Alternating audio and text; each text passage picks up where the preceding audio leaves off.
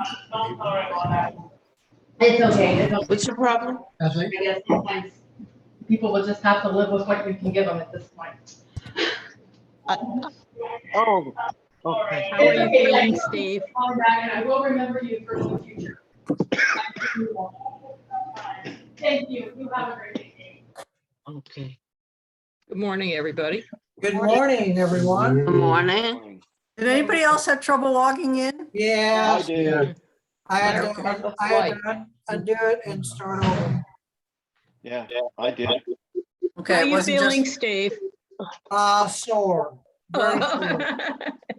Other than that, I'm a little out of sorts, so to speak. The oxygen is doing its trick. Oh, good.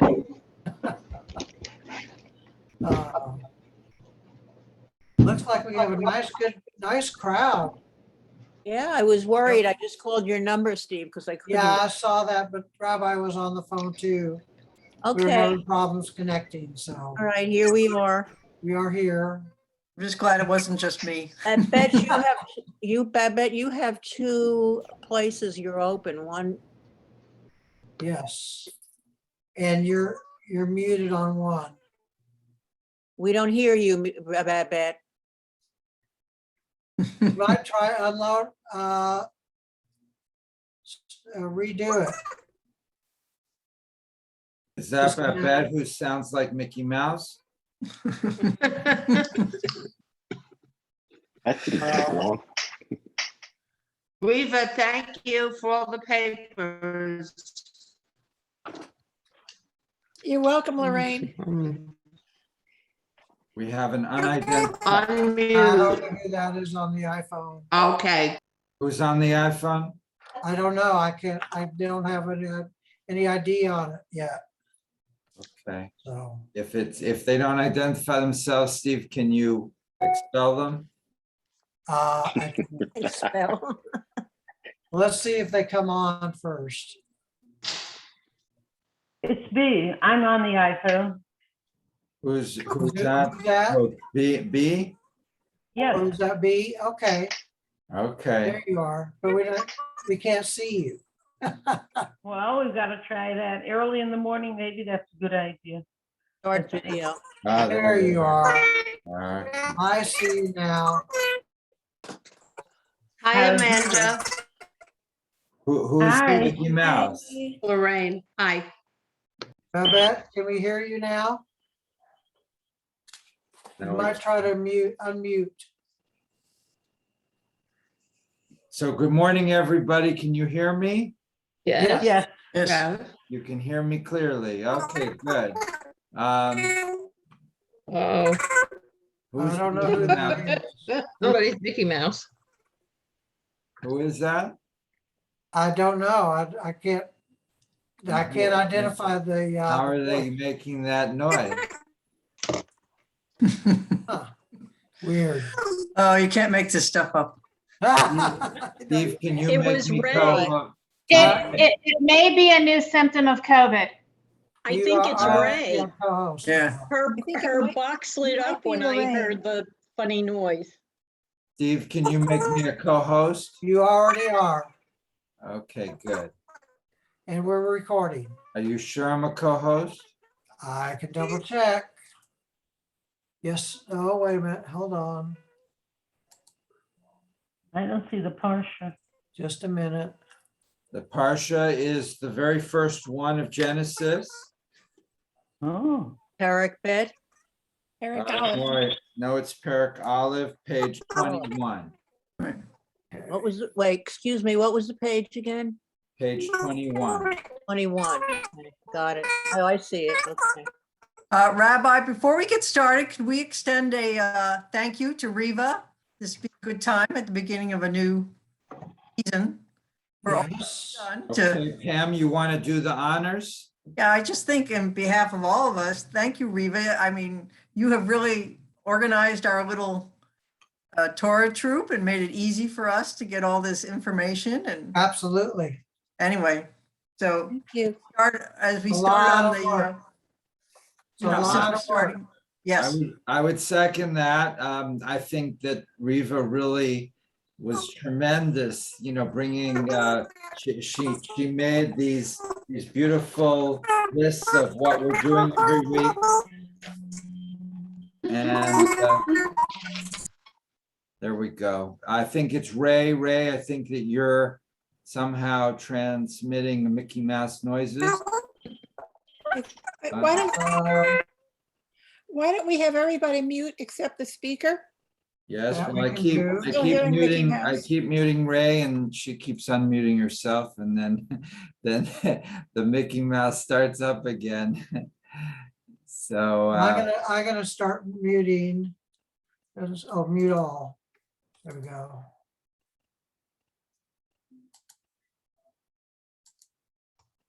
Can't Okay, hear the rabbi now. everyone should be muted. Rabbi, I'm Rabbi's gonna muted. mute you. okay. Okay. I do have a question before we start. Okay, Rabbi, on your Noah class, the information that we received, those links, is that the pre-reading before the class? Information received pre-links. Well, it's still working on the course. So these are just some tentative links at the moment. I switched, so far I switched the first and second week around. So now we're gonna, at the moment, we're gonna be looking at the two versions in Genesis of Noah. There's two Noah stories that we have in the Bible. So the first week we'll be looking at that rather than in the second week. And then the second week we'll be looking at Gilgamesh and some of the other really ancient other flood stories. Okay, thank you. I didn't mean to take time away from class. So we're switching it around. Okay, But the links may be useful, but they're not definitive at this point. Anyway, good morning and thank you again, as we said, to Riva. She did a tremendous job this past year and we're really, really appreciative. And thank you, Riva. Welcome to the newer people. Rochelle has stepped away, but she's there. And Barry waved to us. And I think you're the two newer people. Yep. Today we're starting a new cycle, which is appropriate, being Simchat Torah. And we did a little bit to celebrate Simchat Torah last Friday in temple as best we could under COVID. So Andre unrolled the entire Torah and we left it in the social hall for people to see before and after. And then we rolled it up really nice and firmly and then unrolled it again on Sunday for the kids.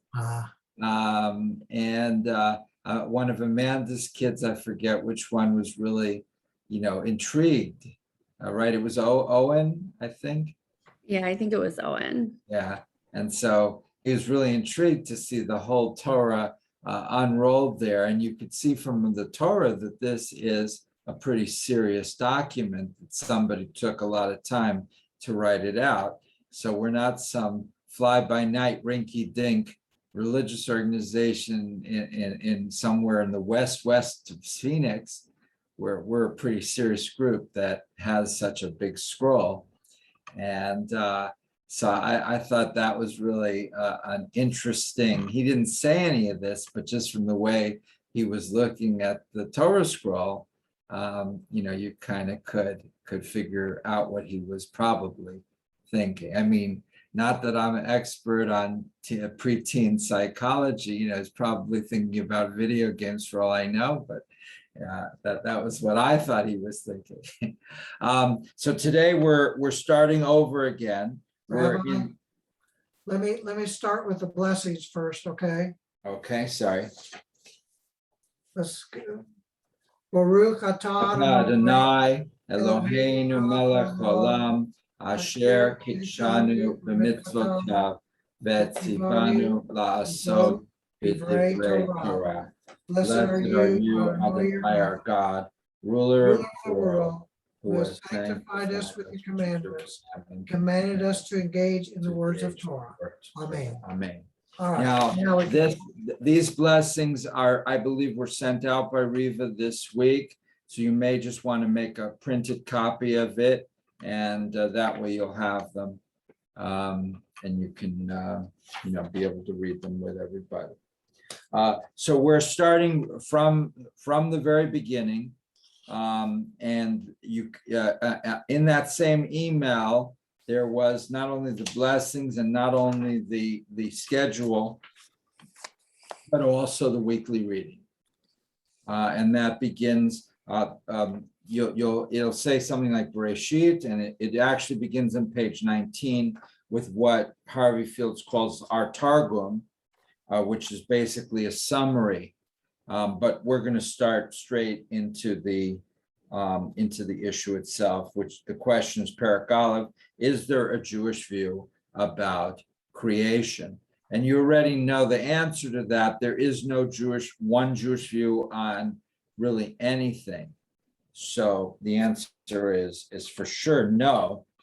But like with everything, it's the unrolling of, or the dissecting of the issue that is the interest rather than the actual answer. Any comments or questions before we start? Bernie. You're surprised I have a question. I'm not surprised at all. I'm kind of intrigued by the Lilith story and wonder if she was created to explain the fact that women were created twice in the Bereshit story. Yeah, I mean, I think that is one of the more intriguing midrashim. Lilith is not mentioned, I don't believe, in the actual Torah text, correct? But she's definitely features prominently in the midrash, and it's just it's this good girl, bad girl kind of a mentality, I think, that maybe the rabbis had, with Lilith definitely being the very, very bad girl. Well, Eve wasn't so great either, because she prompted the whole business about getting kicked out of the Garden of Eden. Bernie, you're going to start a gender war here it's so early in the morning. Sorry. One of the women's going to respond, Adam wasn't that great a deal either. But fortunately, I'm 1,000 miles away. I know, that's exactly it. Steve and then Pam. Well, I think the men are outnumbered here, so we better be careful. Pam. In my old congregation in Connecticut, the rabbi announced that the sermon the following week was going to be about Lilith and her. Anyway, it was standing room only.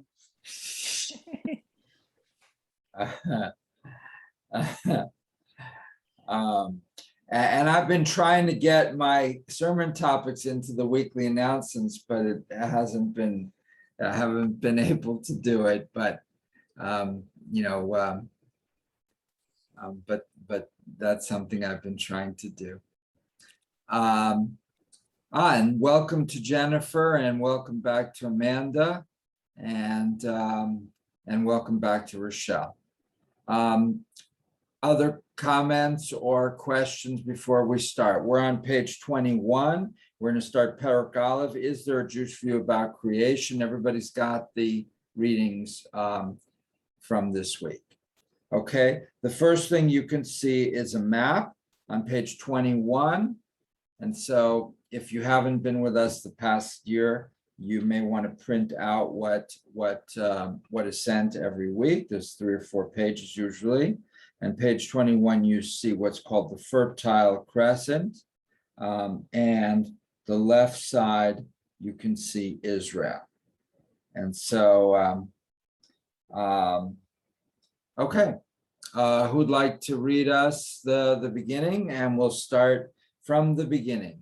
Now, You may recall that Friday night I spoke about Robert Alter, and Robert Alter is a Bible scholar at the University of California, retired now, and he just about a year or two ago came out with a new translation of the whole Torah.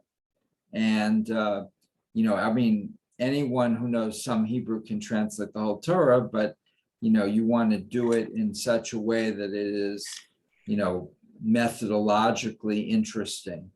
And so I'll just read you a little bit of his translation, which I have up here on the screen, I think. There we go. When God began to create heaven and the earth then was welter and waste and darkness over the deep, and God's breath hovering over the waters. And God said, let there be light, and there was light. And God saw the light, that it was good, and God divided the light from the darkness. And God called the light day, and the darkness he called night. And it was evening, and it was morning, first day. So you can see it sounds very, very similar to the version that we're familiar with. So no matter how much you analyze the Hebrew text, you generally come back to pretty close to what they've already been doing. Okay, who'd like to read Perek Aleph, bottom left-hand column of page 21? Okay, B, is that a hand?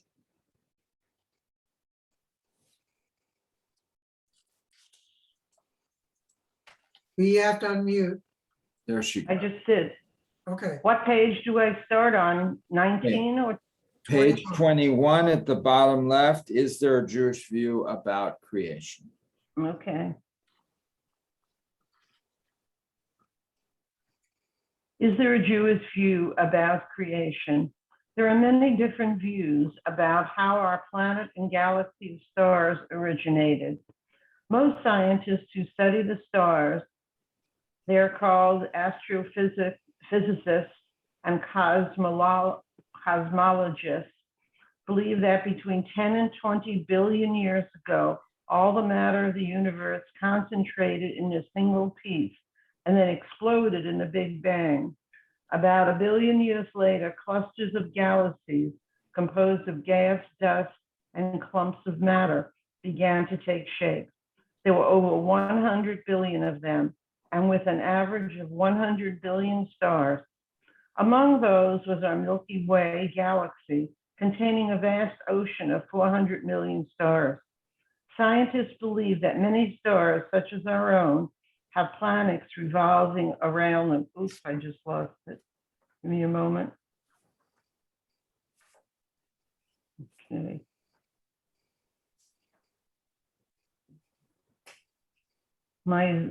Lost it.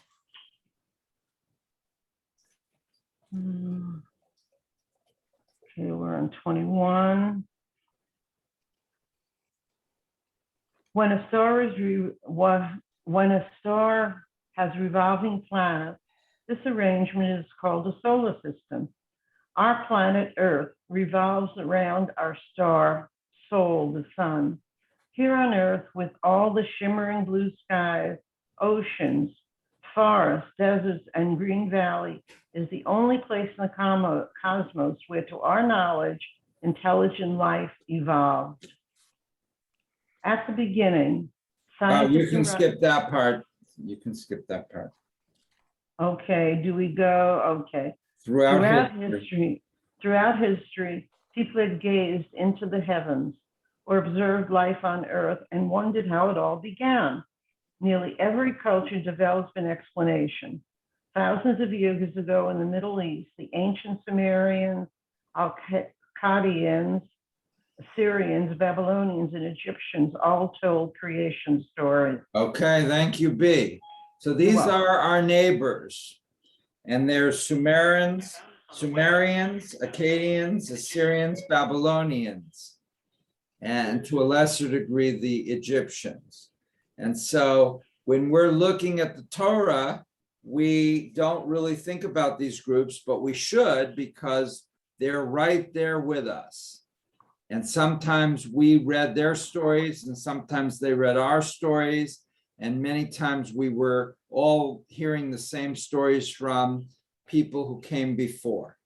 And we'll see that with Noah as well. But in terms of how the world was created and what that meant, you have to look to some of these other cultures. And Sai pioneered this last year, with asking me several times, what was going on around us at the time. This is a very important question. And so last year, my answer was, I have no idea, Sai. So this year, I'm going to try to give him a little bit of a better answer to that. And I'll do my best here. Okay, other comments? Pam?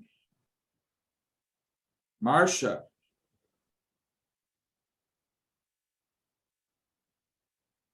Okay. Not right now. Okay. Bernie?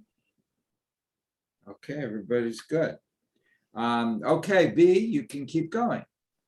Most of these, like Babylonian epic, Emunah, Elish, put forward the belief that many gods had created the heavens, earth, and human life. In most of these versions of the creation, everything depended upon the whim of the gods.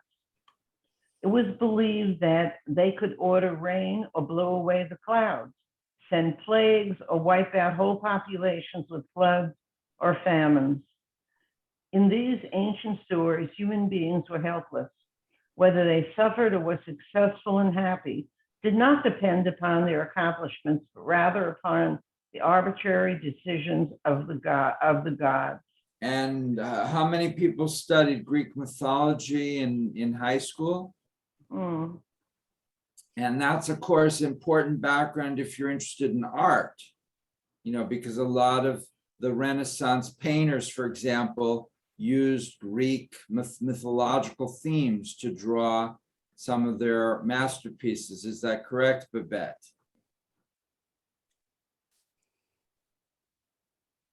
It's correct. Okay.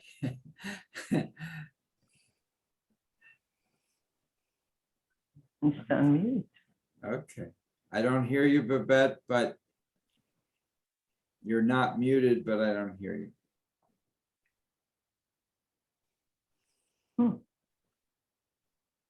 Okay. Oh, wow, we hit 4 rows on my computer. So this is really a good crowd today. So the Greek, and if you remember the Greek god, what was the name of the head Greek god? Zeus. Zeus. And Zeus was his Greek name, and he was a very arbitrary kind of a god, right? He didn't seem particularly interested in justice or truth. He was, he had a wife, but he had all these girlfriends, and he was mostly interested in making sure his wife didn't find out about the girlfriends, right? And, there was all this stuff like that. It was very entertaining, but I don't know that I thought a god like that was particularly, a god. He seemed more like a fraternity boy. So yes, Rochelle. Well, wouldn't it start with Kronos and Gaia, his mom and dad? Correct. And how the world was created was Zeus's father or grandfather, and there was that creation story was rather brutal, right? That I think I forget the details of it, but it was not pleasant, and it again didn't posit that the god or gods were trying to create a world of mercy and humanity and compassion and caring and understanding. These are not the values that seem to be important. Rather, it was greed and avarice and pride and envy, and that's probably also what made these stories so appealing. They were fun. It was like it was very much fun. But it wasn't something you really look up to. And there are a lot of books that posit a contrast between what, Athens and Jerusalem. So you'll have philosophers of the previous generation. There have been several books, Athens versus Jerusalem, two perspectives on the world, or Athens and Jerusalem, where different professors of philosophy or historians would try to contrast the two contrasting views, or figure out how you can reconcile them, the best of Greece and the best of Israel. The wisdom of Athens, right? Because the greatest philosophers of all time, Plato, Aristotle, and so forth, came from Athens.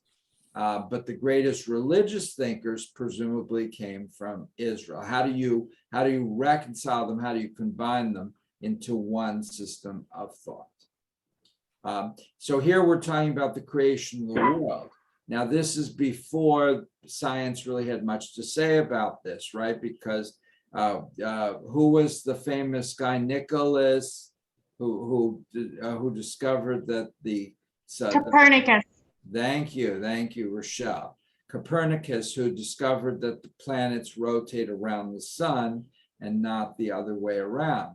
And who was the other guy who almost got in trouble with the Inquisition, and who was, also a great scientist in terms of looking at this. I think of Galileo, but he didn't. Thank you.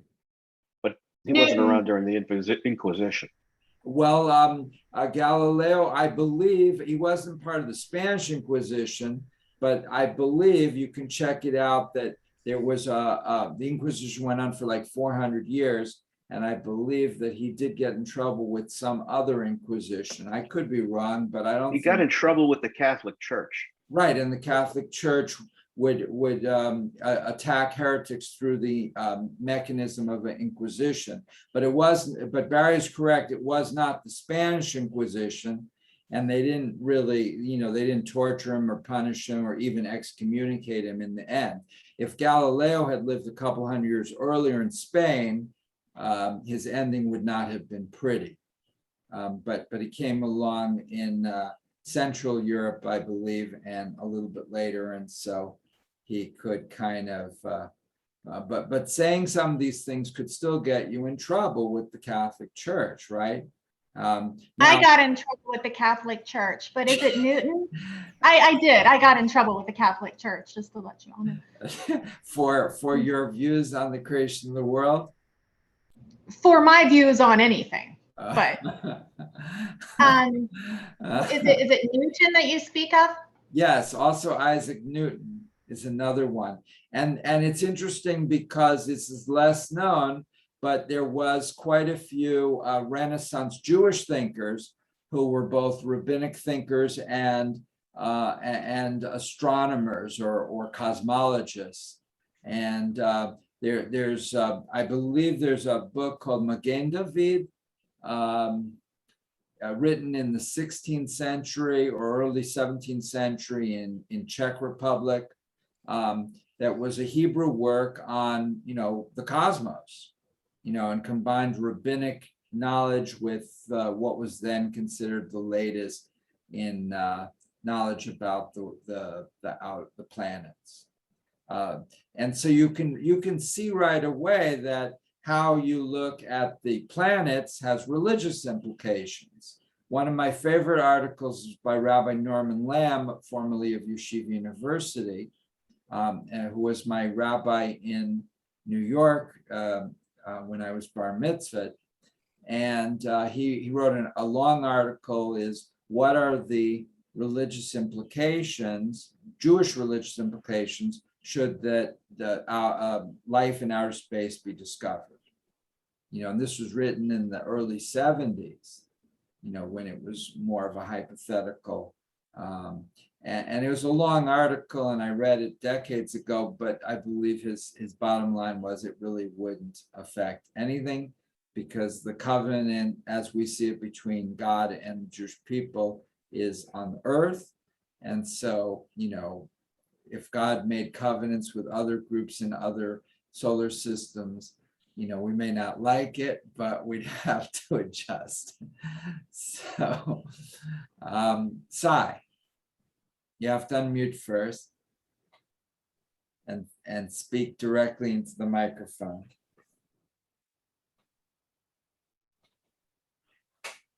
Sai, you need to unmute yourself. We can't hear you.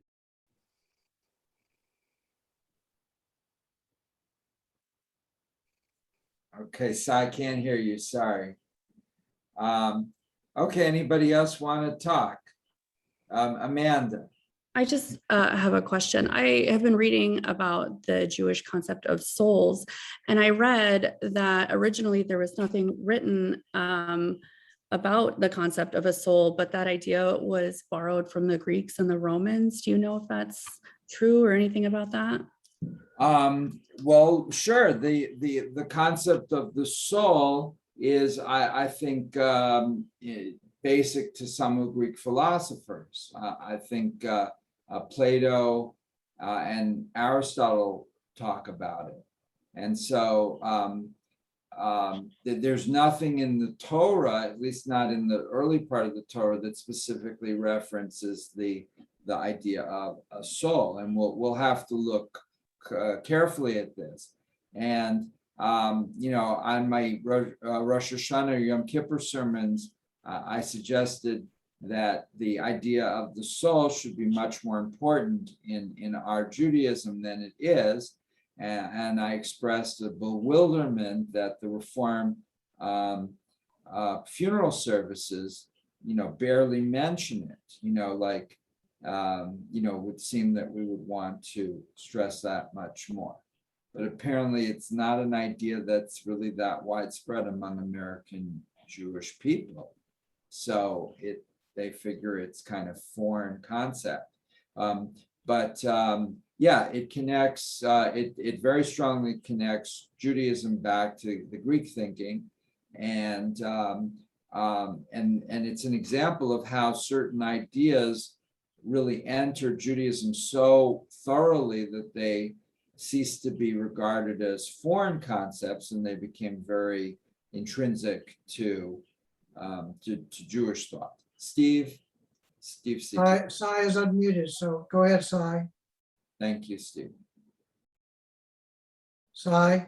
Oh, I was just curious about your thinking as it regards the Greek philosophers whose basic concepts were justice, truth, and liberty, and how those very concepts are the beginning of any religion, and certainly the beginning of the Jewish religion. And so where is there a difference, and how did the Jews think that they came up with something different when these thoughts already existed? Yes, so that, I don't think they were identical, so, the idea of truth is different between the Greeks and the ancient Jews. The idea of justice is not exactly the same. So thinkers such as Philo and in the ancient world, and then Maimonides in the medieval world, had to reconcile it, but they're largely compatible. It was quite a task, but I think it was regarded as very important. Maimonides felt that Aristotle's thinking was the standard for all the important thinking about what might be truth from a rational point of view. And being a rationalist, he felt that you had to have a basis in what was actually true, and you had to be able to defend your views on truth. So this is very relevant today, where we're seeing that a large percentage of Americans don't seem to, be able to go through a thinking process to figure out, what might be true. And so we're worried about, people who don't accept that the vaccines work or whatever. But I think it's a much broader problem that on anything, there's a large minority that doesn't seem to have the ability or the interest to figure out or try to figure out what might be true. And then therefore they're susceptible to any false belief, whether it be that Martians are patrolling up and down the San Diego coast or anything. So Maimonides felt that the core of religion and core of anything was a process of figuring out what we know and what we don't know. And that Aristotle's thinking was the core of this. Now, if he was around today, he would have a lot more thinkers and methodologies to use. So he wouldn't be as focused on Aristotle, but the concept is the same. And I think that in Judaism, that's really, really, really, really important, that we don't just jump into beliefs because the rabbi says that, but we try to figure out what we know and what we don't know. In the case of creation here, now Amanda has read part of a book on astrophysics and Judaism, and I believe she can comment on it, that she stopped about halfway or less. So it's not an easy task to be able to study this stuff successfully, right? Astrophysics. And there's a book by Rachel Adler, I forget her name right now, where her husband was a Nobel Prize winning physicist, and she wrote a book reconciling the latest in astrophysics with religion. And she's Jewish, but she doesn't specifically focus only on Judaism, but she wants to come to a belief in a God that's personal and meaningful. Because obviously if you have a creation, and then I see your hand, Barry, if you have a concept of creation that's rather scientific, quote unquote, you can come up with a God who is, abstract, right? So God is kind of the force behind the universe. But if it's just a force, then it's not a personal God. Then this author, at least, Nancy Abrams, I'm sorry, that's her name. I have the book in an ebook I can send to anybody who wants it, and it would be a great adult ed course if we ever want to do that, Riva. But she says that's not really good enough. We want a personal God that we can feel cares about her. But how do we have a personal God that's compatible intellectually with the latest knowledge of astrophysics? So that's what she's trying to accomplish, because any of us can come up with a theology, we believe this, but if it's not compatible with scientific thought and rational discourse, then it's just, what's the Yiddish word for this? Bubamaises. It's just ridiculous. It's just little stupid stories that don't make any sense. And that's not going to make religion very respectable and intellectually vibrant. Okay, Barry. It's a good book on this subject called Permission to Believe. Probably heard of it, Rabbi. It's a very quick read. I read it once during jury duty, cover to cover. It's a true story. Cover to cover during jury duty. And Permission to Believe, And where who it wrote explained, I'm sorry? Who wrote it? I'll look it up while you're on, but it's not that important. Permission to Believe is the name of the book. And it's from a rabbi, it's a Jewish perspective of exactly what's going on as far as time. 7 days, was it 7 days as we know a day? Of course not. And it gets into the physics of why there is a God. Amanda, do you want to respond or tell us what you did successfully learn in that book? Well, it was like way beyond my level, so I don't know, but I'm gonna look up the book that Barry was talking about. If it's an easier read, that might be a better place for me to start. And that's the problem because, on one hand, we need to understand on a high level, right? Because this is really pretty basic. On the other hand, even I probably would not be able to understand the book that Amanda's referring to because, they're talking about mature concepts in astrophysics.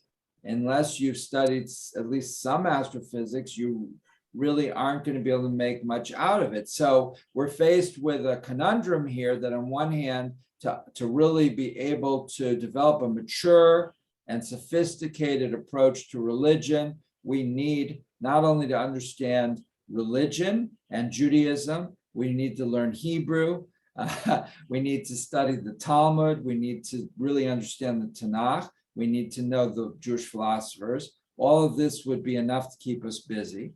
But now the rabbi is telling us we need to understand astrophysics. So it's not an easy task. Rochelle.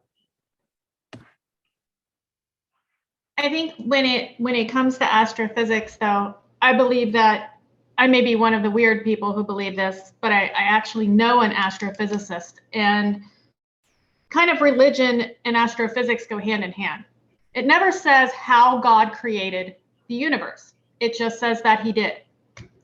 So if the Big Bang was how he did it, then God still could have created the universe in that sense. And we don't know God to be in any form. God is force. He is mass energy. That is how this was explained to me.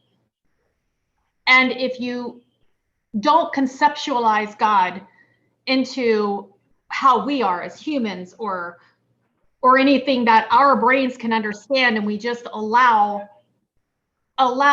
nothing to be everything, this is how to grasp religion and astrophysics, is to not put any levels on anything.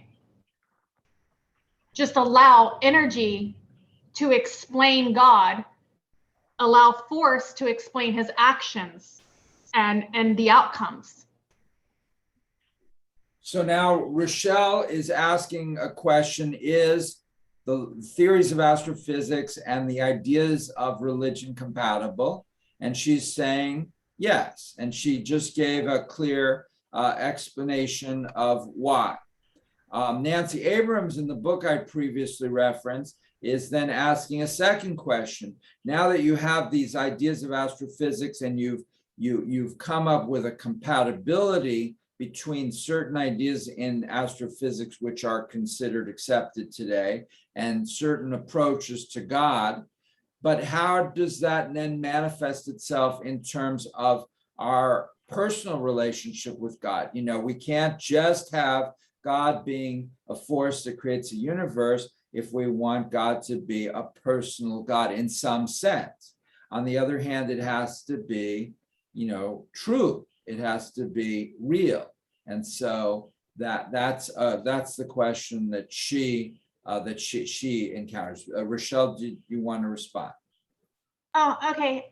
Just 1 second. And I see your point on there being something more personal. I don't know, maybe I'm one of those people that I can accept the big picture and accept that I am part of that big picture. And if you continue to follow down, God has angels and things like that, that may be where the personalization between you and God comes in, are those mediators. Not saying it has to be that way. But that's very interesting in itself, because I was always raised with the generic statement, Judaism is different from Christianity because there are no mediators, right? That, you just deal directly with God. But in the Bible, everywhere, even in the sacrifice of Isaac's story, God is dealing with people through angels, so the angels are intermediaries everywhere. And so they said, well, the priest is an intermediary in Catholicism in a way the rabbi is not. And this is true in a certain degree, but in another degree, the difference doesn't seem that pronounced anymore. So that's an interesting point in itself. If you are happy with a God that's more of a force behind the universe, and you don't require or want a personal God, then I suppose it's much easier. And, in our temple, we have 8 or 10 or 12 different theological approaches. People believe different stuff. And in my early writings, I was trying to come up with one belief system that all Reformed Jews could and should embrace. And eventually I gave up on that. It just wasn't going to happen, and so there's different beliefs. So I think that if you're looking for just God being a force, then it's easier. It's definitely easier. But I think both are very much possible. Barry. Yeah, it reminds me, there's a philosopher named Leibniz who believed in a prime mover. That comes from Aristotle. Yeah. Well, my reference is from Leibniz, but yeah, it does. That if you don't want to believe in the God, if you just want to believe that the God is a force, then he's the prime mover of all things, and he just sets things in motion.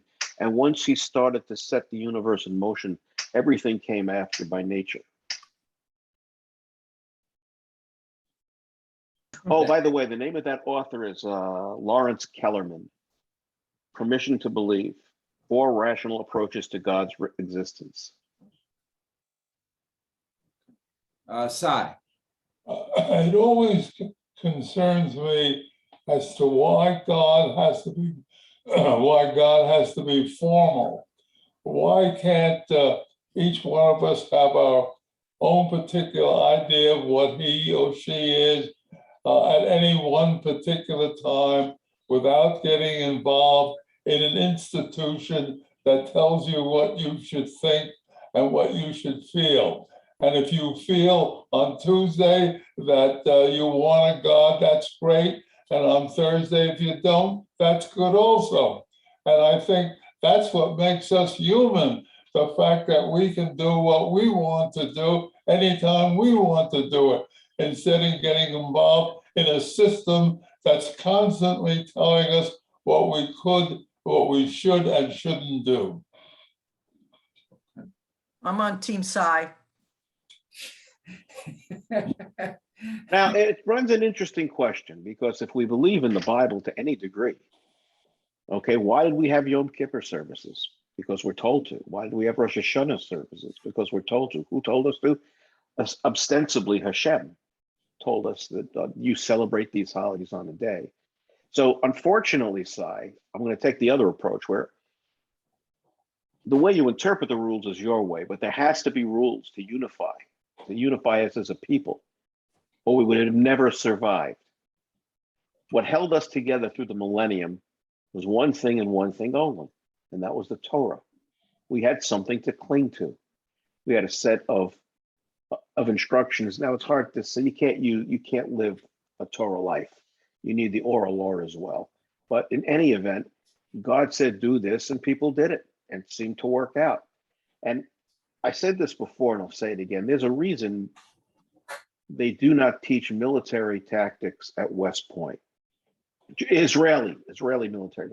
And here's the reason. My nephew, who died in Afghanistan, went to West Point, and he said the reason they don't is because Israel should have never won any of the wars.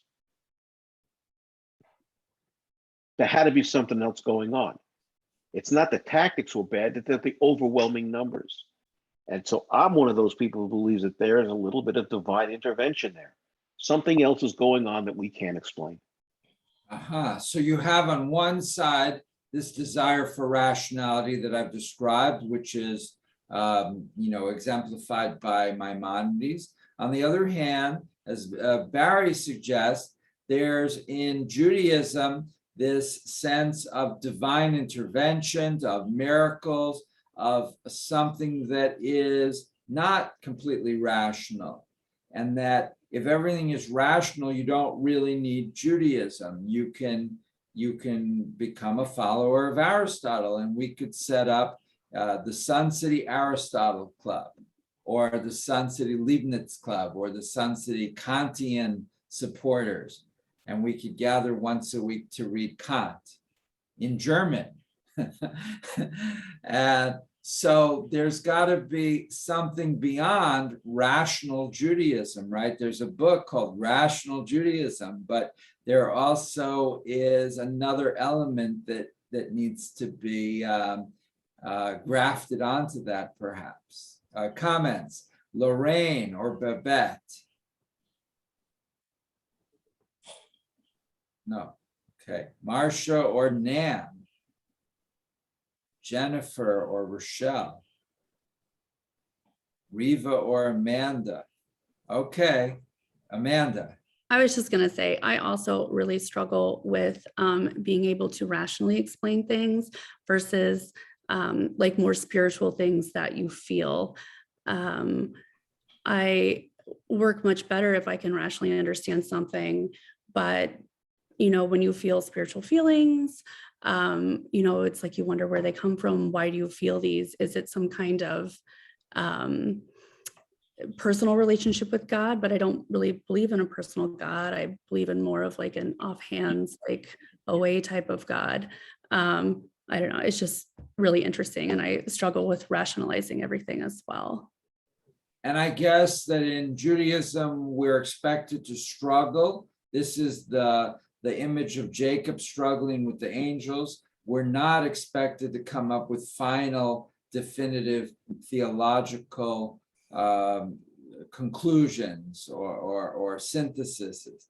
We're not here really to find answers, certainly not conclusive ones. So the struggle is and the process is pretty much as far as you're ever going to get. You're struggled differently, but don't expect to resolve these struggles because they're not resolvable, right? No, I don't really expect to. I think that aspect might be like my type A personality where I need to, but I can't. Pam or Minya? Or Riva? Minya.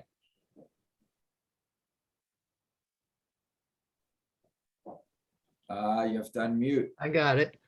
For those who believe that God is a force of some kind, then how do you explain us being created in his image? Then there is no image. Well, the image is not a picture, the image is a force. So each of us has a force of life, and that force is somehow modeled after the force of the universe, right? So then it really is an internal, more like the soul created in the image of God rather than the physical image that we all have. It certainly could be. That's just one of 100 explanations, but I don't think when it says image of God that even if you believe in a personal God, you're necessarily thinking that we look like God, unless you've been going to the gym a lot. Sai. I wanted to ask Minna, what do you mean by an image? Well, to me, an image is something that you visualize. So when you have all these pictures of what God might look like with his long beard and his robes, and that's just someone's interpretation of an image. But when I've always read we're created in the image of God, I figure that the image being we have eyes and a nose and ears, and everybody, of course, is different, but the general image in my mind would be of some supernatural being, if the being is the right word, that we are supposed to be emulating. Rochelle, and then Marcia, and then B. Okay, and Rabbi, I love the fact that you stated, and the fact that it does go to the image of soul. I think that is exactly what we are. our body is more of a living carcass. Our souls are what intend to be eternal, if that's what you believe. And being able to harvest energy and being able to harvest your own ego, I believe, is what kind of draws in more of a personal God as well. I think that it is, that's all I have to say. Okay. I'm reading Marcia, the, I think, B, and Barry. I think perhaps I'm sort of going along with Rochelle, but I think maybe we should be thinking of it as a spiritual image as opposed to an image of physicality, if you will. And I think it's more of a spiritual image that we are mindsets or morals, that not our mindsets, that's not the word for it, but our spiritual thinking as to good and bad and how we behave in society. That's the image that we are looking at, not the physical part of it. Okay, B. Well, here's something to really change everything. I don't know if you know what a seer is. A seer is someone who has some personal relationships with the angels, with God. I'm a seer. And an angel came to me years ago. And so for me, I'm trying to do good to get closer and closer to God. But the angels don't come to me anymore, just thoughts come to me, but they did come to me, and in a time of need, and really set me back like, what the heck's going on here? But that's my relationship, and I don't want to go further because most people won't believe and think I'm crazy. But that's how I see it. And I do. The angel that came to was Michael. And I don't see a face. I just see a blue robe. And I've seen angels. I don't see faces. They're like spiritual beings. But that's what has happened to me. And it happened to me when in Jerusalem, when I was getting up in the morning, I felt a presence like a cloud surround me, and I knew it was God. So that's my personal story. And since then, I've done some things to try to figure out what's going on. And it's not that I don't believe, I believe in the Torah, I believe in all kinds of things, but this has happened to me and it's led me on a path towards becoming a better person and trying hard to get closer to God. And that's very interesting that B's made a series of points there from a direct personal relationship, if not with God, then with angel. And then she closed, you heard what she just said, with that has inspired her to be a better person. So it had a certain actual manifestation in terms of character that Riva and I've been talking about, focusing on character. Barry. You got to unmute. we have this, we always keep saying that God created man in his image. It doesn't say that anywhere in Torah. Here's what the passage is. It's from Genesis, obviously, Bereshis 2:7. And Hashem formed the man of soil from the earth and blew into his nostrils the soul of life, and man became a living thing. I've read through all the Rashis. I haven't seen anything where it says in God, man was created in God's image. There may be other references that I'm in Sephirah now, but I kind of thought that interesting. I've never seen that in Torah.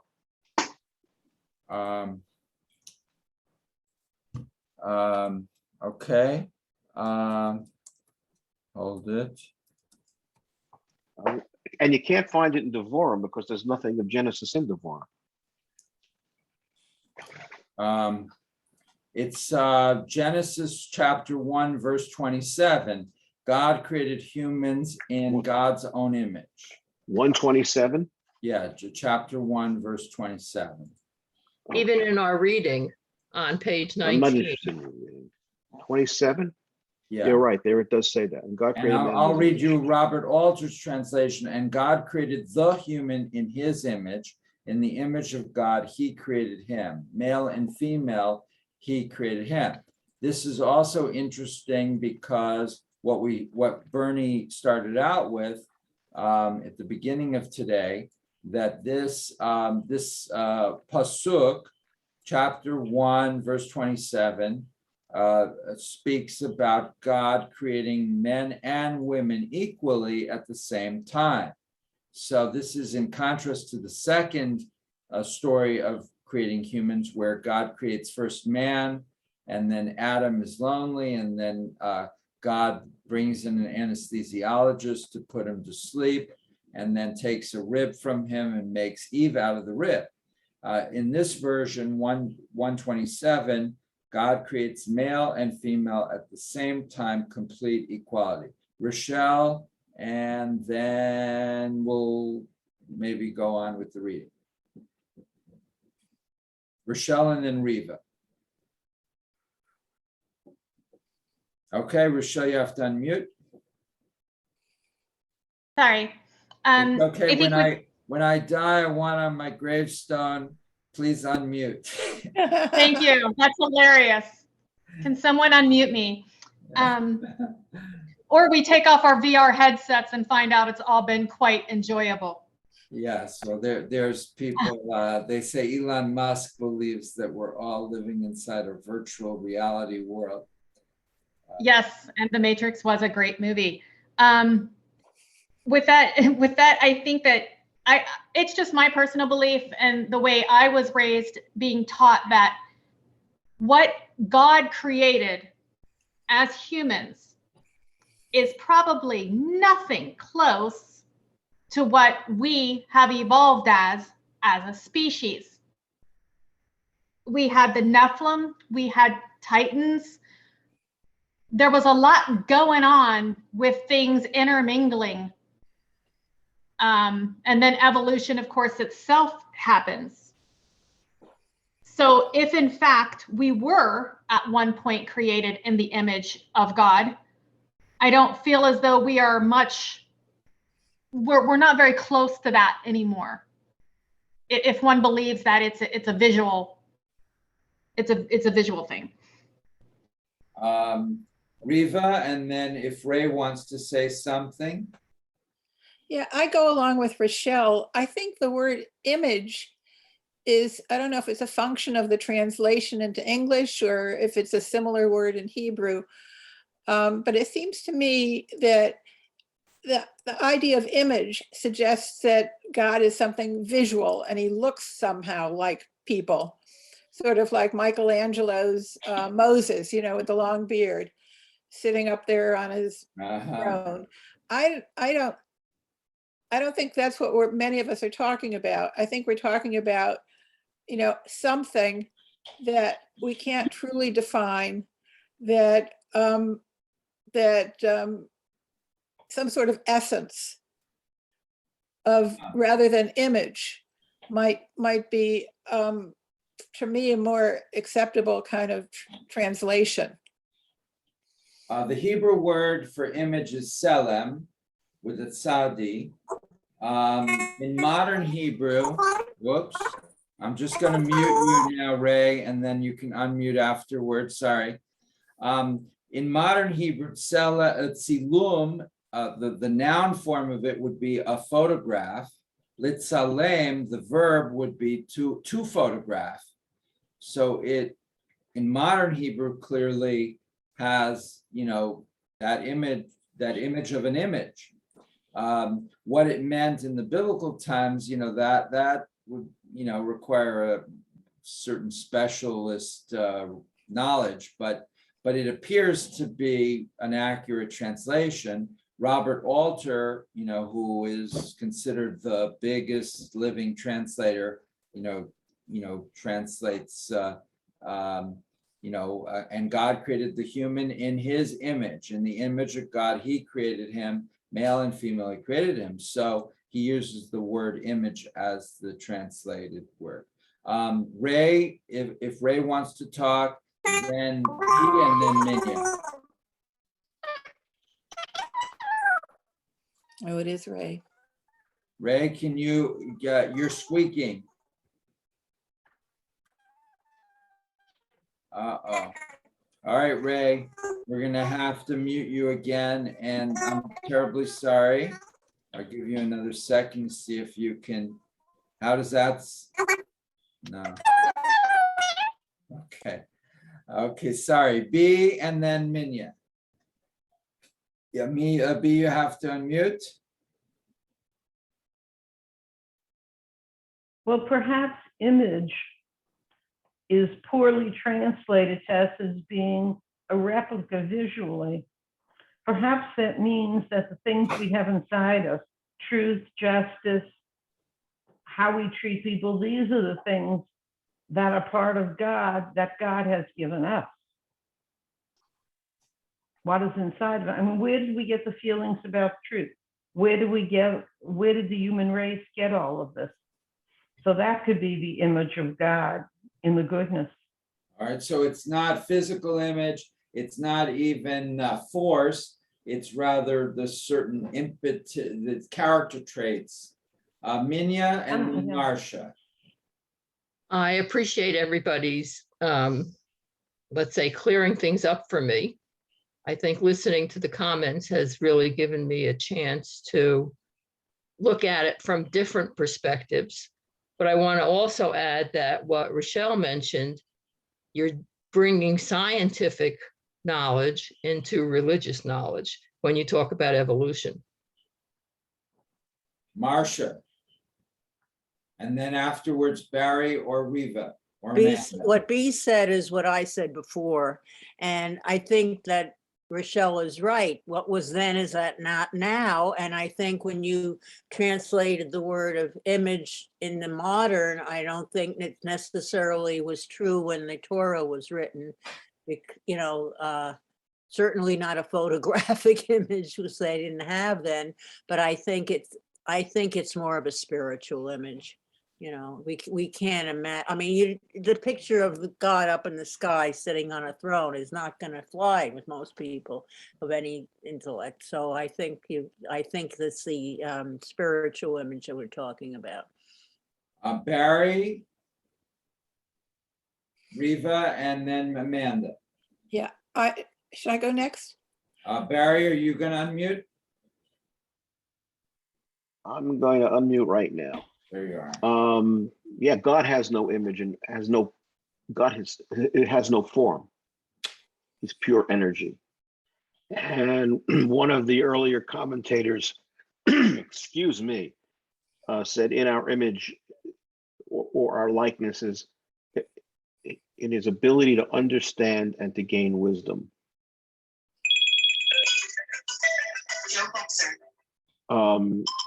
That's so without an image, God has no image. So I mean, the image has to be whoever's at spiritual. That's what I'm going with. Okay, Riva. Yeah, I just want to repeat or suggest everybody look at Ray, because she couldn't speak, wrote something very interesting in chat. And she wrote, I think God's image is a spark within us that is spiritual, makes us animated, thinking, feeling creatures, no form. And then I want to pick up on page 23, the top paragraph, I believe it is, or it's the little second it's the first full paragraph, is sort of the second on the page. It says, most Torah interpreters agree with Rashi. The Torah does not offer us a scientific explanation of creation. It offers something else of great importance. And so I think when we're literal about, trying to put this into scientific terms, it doesn't make much sense. And apparently that's how Rashi saw it also. Amanda. No, okay. Minya, do you want to keep reading? Take over from B. We are on the second paragraph on page 22. And we're Jewish people? Yes, we're working our way toward the Psalms, which is interpreting Genesis.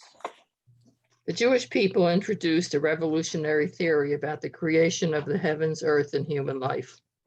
Unlike the other ancient stories, which attribute all that was created in the heavens and on earth to numerous gods, the Torah begins by teaching that one God alone created everything.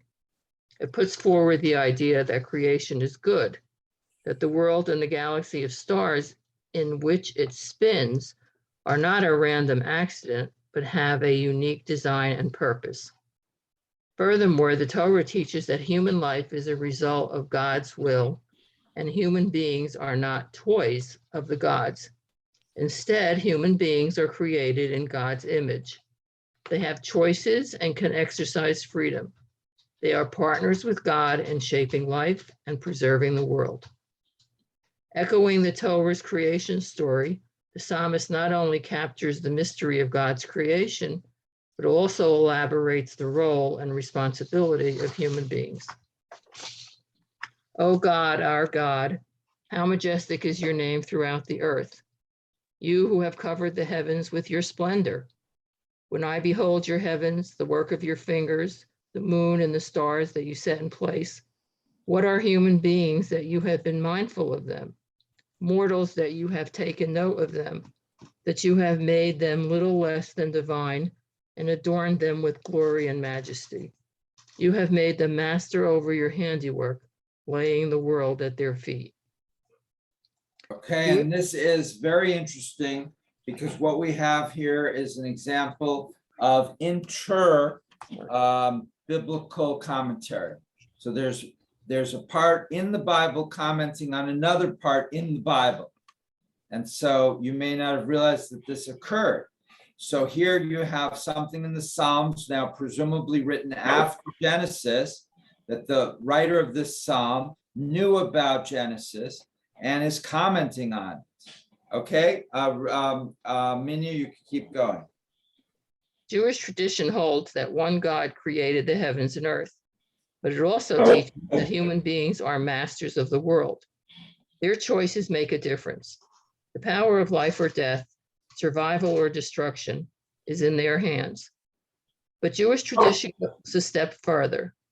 While the first chapters of Bereshit or Genesis describe in detail what was created on each of the 6 days of creation, Jewish interpreters of Torah did not take that explanation as an exact report of what had happened.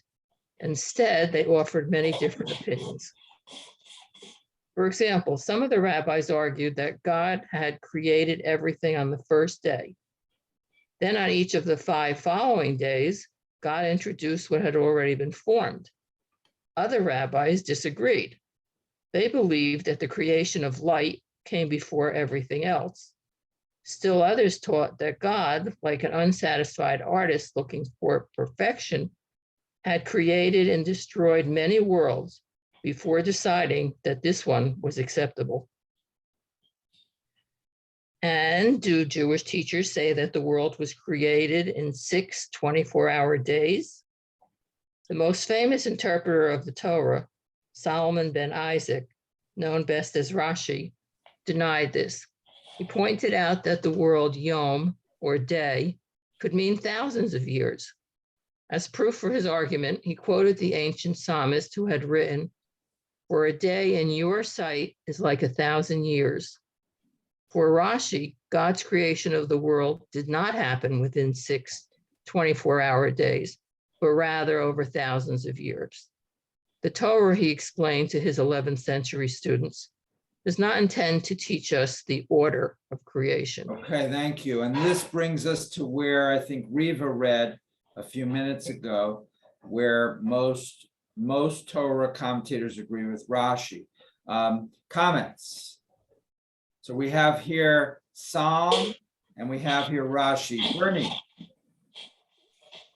Isn't that kind of a circular argument that they're using, or Rashi is using, just something else that somebody wrote as proof of his theory?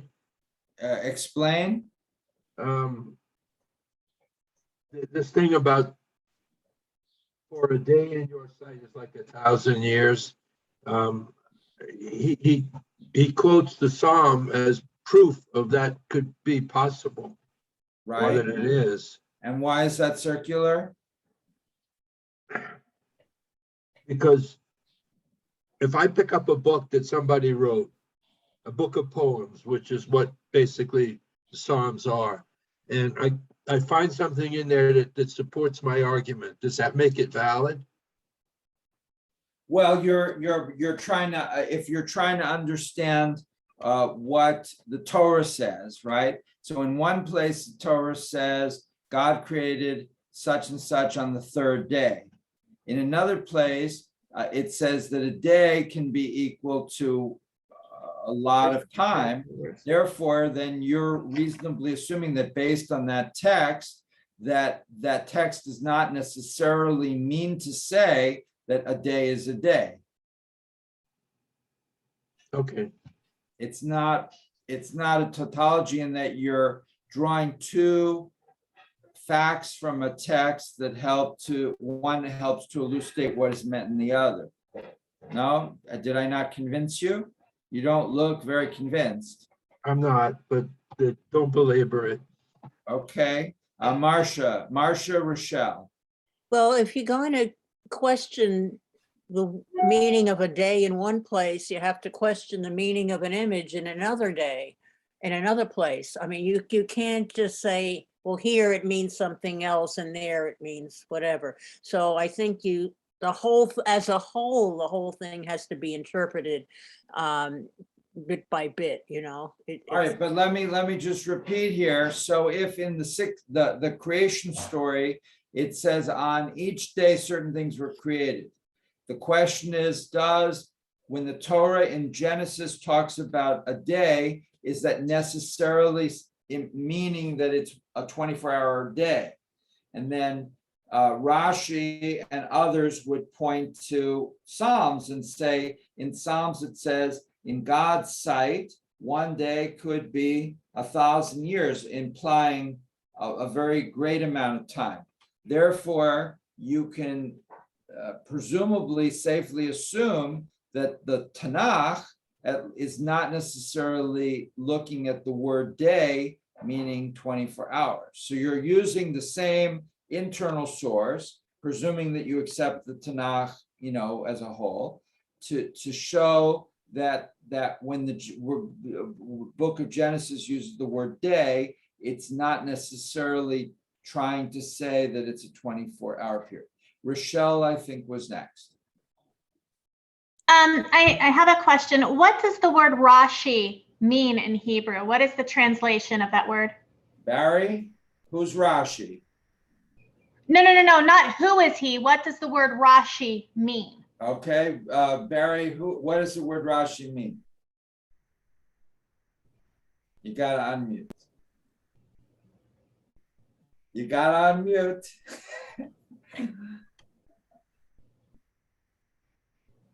While Rashi is my main man, I have no idea what the word Rashi means in Hebrew. I don't know. But where does the word Rashi come from? What is Rashi? Well, he's the teacher. He's a 14th. But where does the word come from? I don't Can I know. make Bernie. a guess? Yeah, I'm guessing that it's from the initials of his name. Correct. So all of the medieval rabbis, or most of the medieval rabbis, their names are formed by taking the first letter of different things. So Rashi is rabbi, right? You could pretty safely assume that. And then Rashi, it's Yitzchak, which is a Yud, I think, or is it Ben Shlomo, or is it Shlomo ben Yitzchak? I think Shlomo ben Yitzchak, sorry.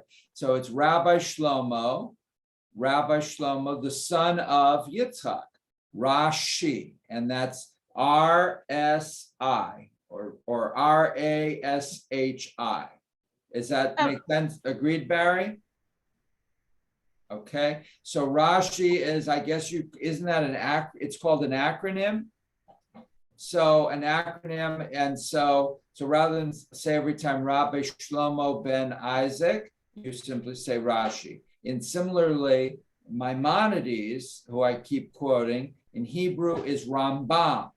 And Rambam is Rabbi Moses, the son of Ben Maimon. So it's Ma. So it's Rabbi Ma, the son of, which is Ma. So Rambam.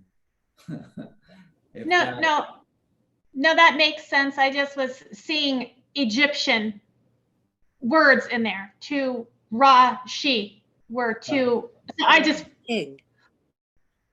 wondered where that came from, and that was my question. Now one of my friends who's a rabbi in Texas took his name and made an acronym out of it. So, but you have to be a little bit presumptuous to do that, because sort of implies that you're on the level with Rashi. Yeah, you got to earn that. You got to earn that. Yeah. Did anybody else want to say anything about anything? Riva. Yeah, I think quoted, I go back to what Bernie said earlier, why should we believe an ancient psalmist? I think it's like quoting, I saw it on the internet, so I know it's true. I think the point is that the time dimension is how much time is really unknowable. And I think that's kind of where the rabbi ended up also, saying that. So I think that makes sense. And then going on to this is not a scientific dissertation on this, which is where I'm comfortable also. Okay, any other concluding remarks about creation? Barry. The only thing I want to say, that psalmist line, I don't think these things are meant to be taken absolutely literally. I mean, they're parables. Yeah, I mean, a year in Hashem's, a day in his presence would seem like 1,000 years, I hope, because you get so much in. I mean, I don't know, obviously, but I think you think people are taking it literally, and I don't think it's meant to be taken literally. That was my point also, that it's, we're not thinking about a specific period of time. It's not literal. I agree with that. Bernie. I wonder what the Lubavitcher Rebbe would say about this conversation. I can tell you. It would anger the Catholics. Well, I taught in a Jesuit college in Alabama, and I don't think it would have angered my boss there, Father Viscardi. I think he would have just smiled. But I'm not suggesting that Rabbi Viscardi is my image of God either. One or two more comments. Sai, Marcia, Nan. Lorraine has been very quiet today. Unmute first, and then Lorraine, and then Ray. Or Ray and then Lorraine, whoever unmutes first. Okay, try it off, Ray. No, sorry, Ray, doesn't work. Lorraine? Yeah, I used to be very hesitant about taking classes of this nature, not just with you, Rabbi, but where people dissect it and do you believe, and what's the philosophy and what's the science. And I just have my own personal feeling about who God is, what God means in my life, how I want to live in a way that would please God. And I can still remember the image that I used to carry in my head as a little girl of God. Now, don't laugh, because it has come out that he was a big anti-Semite, but I didn't know that it was FDR. There was something in FDR's facial configuration that as a little girl depicted kindness and just a good person. Little did I know. I will tell you, the day my mom told me he had died, I cried and I said, what happens to us? See, I, as a child, believed, and I felt the exact same way when JFK was killed. So in my cuckoo mind, I most probably equate God with a leader, a physical being. But I think this is the most interesting discussion. I think this could be a course, not just a part of a class. Right, and I've done courses on, for example, the whole concept of creation in Jewish thought. Maimonides, for example, argued that it's very important to believe in creation ex nihilo, that God created the universe out of nothing.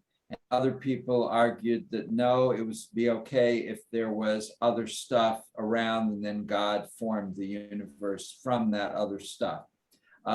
Barry, and then I guess back to you, Steve, for the final blessing. An interesting course would be a follow-up to what something Lorraine said. What exactly does God want from us?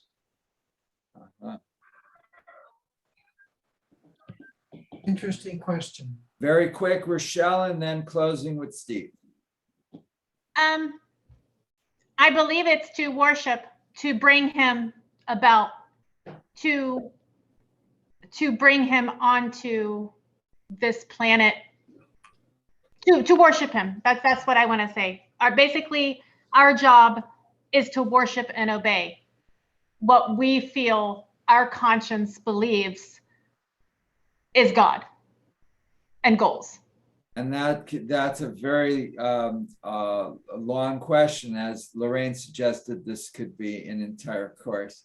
But anyway, so this morning the goal was to look at the first parsha, and specifically the story of creation, and then to draw, whatever lessons we wanted from that.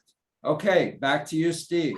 Okay, first of all, I want to remind everyone about the rabbi's course on Noah and the flood and all that other good stuff that he's already started to compile. And then also too, I think that we had one chat from Ray, my small Bible, Genesis 20, the fowl is created, then great whales, then winged fowl, recognizing millennia of the creation of creatures over millennia, explains going from early man to the way we know now. Thank you, Ray. Let us conclude with the blessing. Baruch atah Adonai, Eloheinu melech haolam, asher natan lanu Torat emet, v'chayei olam notar b'tokeinu. Baruch atah Adonai, Eloheinu Adonai. Blessed is Adonai our God, ruler of the universe, who has given us a teaching of truth, implanted within us eternal life. Blessed is Adonai, giver of the Torah. Amen. Amen.